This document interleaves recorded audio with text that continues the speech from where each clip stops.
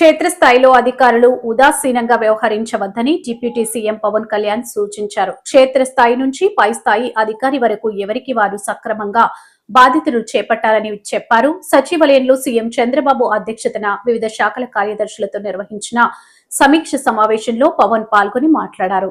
Extend my respectful greetings to the Honorable Chief Minister Sri Nara Chandrababu Naidu Gariki and warm wishes to my respected cabinet colleagues, CSK Vijayanand Garu, DGP Sri Harish Kumar Gupta ji, to all special chief secretaries, principal secretaries, secretaries, heads of departments, and to all district collectors and superintendent of police participating from across the state on virtual mode.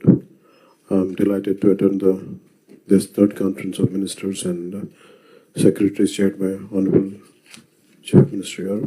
Andhra Pradesh Prabhuత్వం, we are extremely committed building a state that is which is inclusive, sustainable and responsive to the aspirations of its people. ఈ ప్రజలు మమ్మల్ని ఎన్నుకున్న తర్వాత tangible results, పాలసీల్లో ఉన్నవి చెప్పినవి ఇవన్నీ క్షేత్రస్థాయిలో కనిపించాలి అన్న కమిట్మెంట్తో ముందుకెళ్తా ఉన్నాం.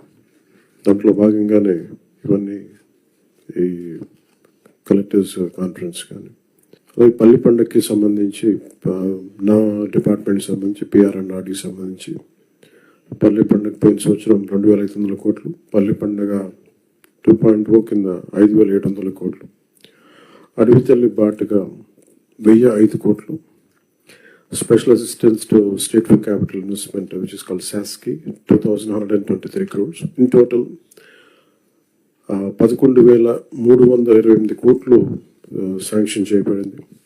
అలాగే జల్ జీవన్ మిషన్ పథకానికి సెంట్రల్ అండ్ స్టేట్ షేర్ కింద మొత్తం 28,000 కోట్లు మొబిలైజ్ జరుగుతూ ఉంది.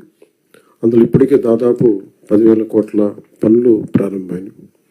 అలాగే ఫారెస్ట్ డిపార్ట్మెంట్కి సంబంధించి 200 కోట్లు నగర వనాలు క్యాంపా ఫండ్స్ ద్వారా ఇవన్నీ ఉన్నాయి.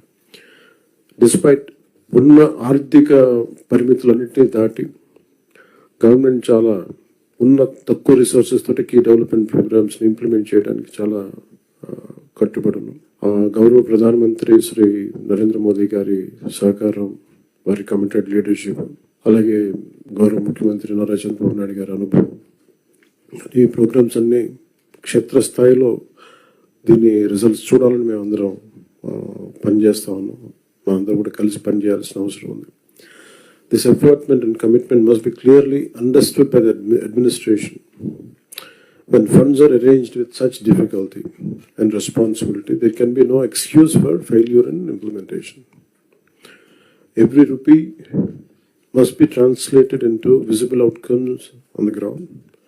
Officers at all levels must ensure that funds are made available and projects should be executed efficiently, transparently and within timelines without any delay. ప్రత్యేకించి ఈ మధ్యన గౌరవ ముఖ్యమంత్రి గారి దృష్టి కూడా తీసుకొస్తాం.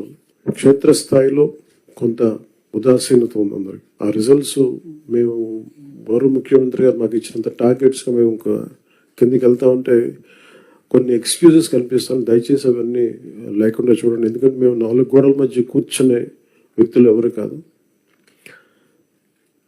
అంత చాలా అద్భుతంగా ఉంది, ప్రశాంతంగా ఉంది, అట్లాంటివన్నీ ఉన్నాయి. కానీ బట్ యాక్చువల్గా కొన్ని చూస్తే చాలా గ్యాప్స్ ఉన్నాయి. అవి కొంచెం మేము ఈ డిపార్ట్మెంట్స్లో ఉన్నతాధికారులు అందరూ కూడా దయచేసి అది ఒక్కసారి మీరు క్షేత్రస్థాయిలో we have to fix accountability. గౌరవ ముఖ్యమంత్రి గారు అసెంబ్లీలో కానీ నేను కానీ we have fixed accountability for ourselves in the assembly in front of people.